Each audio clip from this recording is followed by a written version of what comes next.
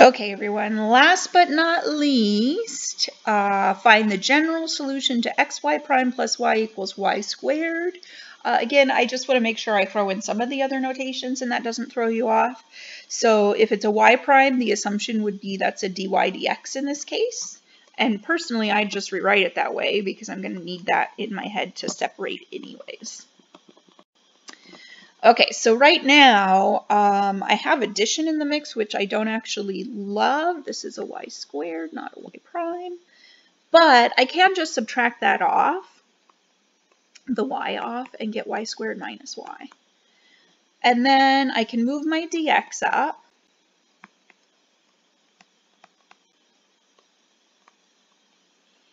And I did separate x's and y's, but they're backwards in terms of dy and dx. So I'm going to go ahead and divide by y squared minus y, and I'm going to divide by x.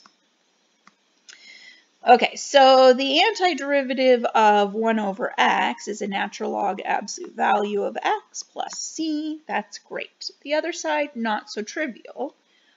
In this one, notice that your denominator is factorable, which means this is a good candidate for partial fractions. So I'm going to go off to the side and say, all right, I have 1 over y times y minus 1, which I should be able to split into an a over y plus a b over y minus 1. And I'm going to multiply both sides by y times y minus 1, and I'll get 1 equals a times y minus 1 plus b times y.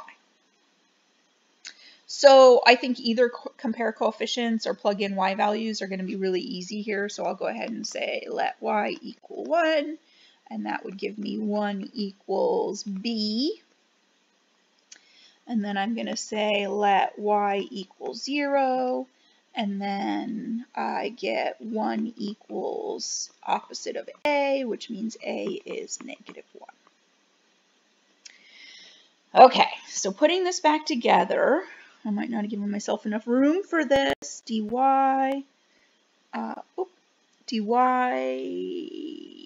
hold on, I'm spacing out. A over y, so a is negative 1. So let's say we have negative 1, my pen stopped working,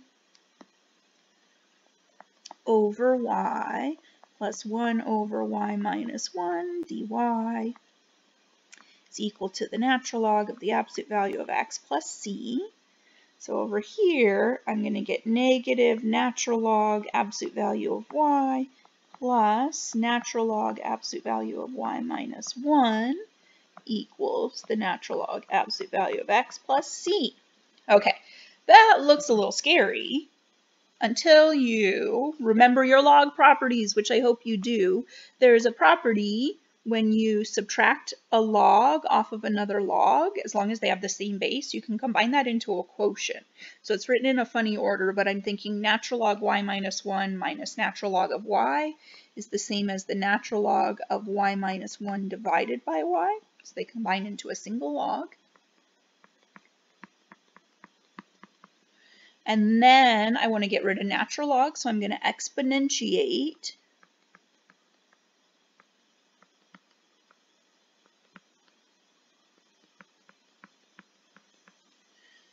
And I'm going to do a couple of things since I'm getting really short on room.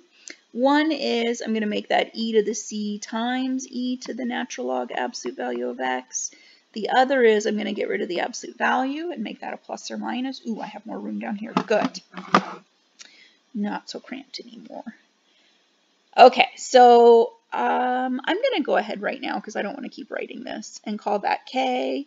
And I'm going to note that k can be anything but 0. So I have y minus 1.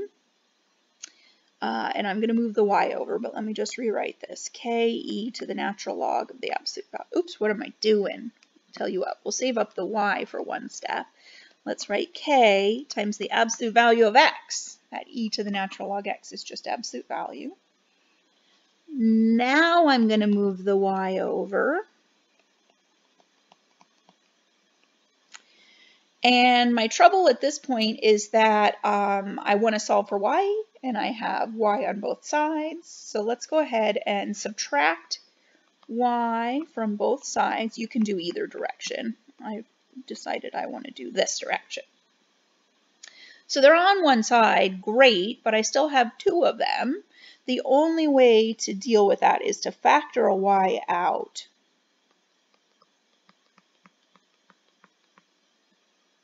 And then finally, I can divide. I'm going to flip-flop sides on you. I'm going to get negative 1 over k times the absolute value of x minus 1. Why don't I have? Oh, I do.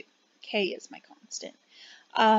Okay, so reciprocal of an absolute value function. So it's an interesting one. So log properties are going to help if you ever have to do partial fractions, because you're going to split up into those fractions and get who knows what weird stuff. Okay, so one messy one at the very end. Hopefully it helps. Thanks for watching.